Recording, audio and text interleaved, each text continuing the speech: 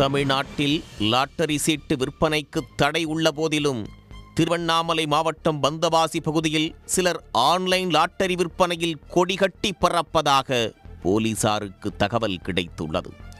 அது தொடர்பாக 51 வயது அருண் என்ற அருணாச்சலம் என்பவர் மீது காவல்துறைக்கு புகார்கள் சென்றன.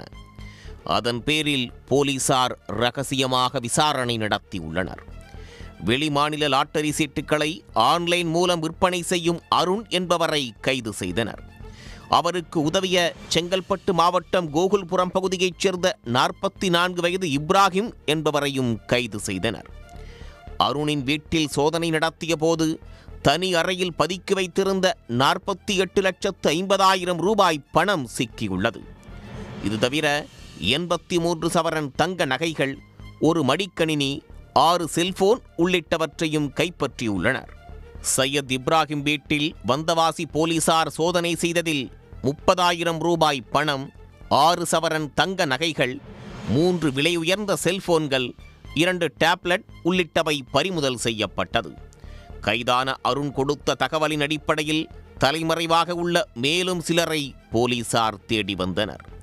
காஞ்சிபுரம் பல்லவன் நகர் பகுதியைச் சேர்ந்த 45 வயது நாகராஜன் 2 ஆண்டுகளாக காஞ்சிபுரத்தில் ஏஜெண்டாக இருந்து ஆன்லைன் மூலமாக லாட்டரி விற்பனை செய்து வந்தது தெரியவந்தது. அவரை கைது செய்து 2 செல்போன்கள் மற்றும் 30க்கும் மேற்பட்ட ஆன்லைன் லாட்டரி டோக்கன்களையும் போலீசார் பறிமுதல் செய்தனர். நாகராஜன் மீது காஞ்சிபுரம் காவல் நிலையத்தில் 10 வழக்குகள் உள்ளதும் தெரியவந்தது. மூவரிடமும் பறிமுதல் செய்யப்பட்ட 11 செல்போன்கள், ஒரு மடிக்கணினி, 2 டேப்லெட் ஆகியவற்றை வைத்து இவர்களோடு தொடர்பில் உள்ளவர்கள் யார் யார் என போலீசார் தேடி வருகின்றனர்.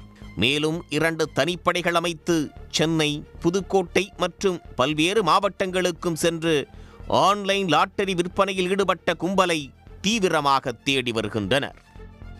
உடனுக்குடன் செய்திகளை தெரிந்து கொள்ள சன் நியூஸ் பெல் ஐகானை கிளிக் பண்ணுங்க.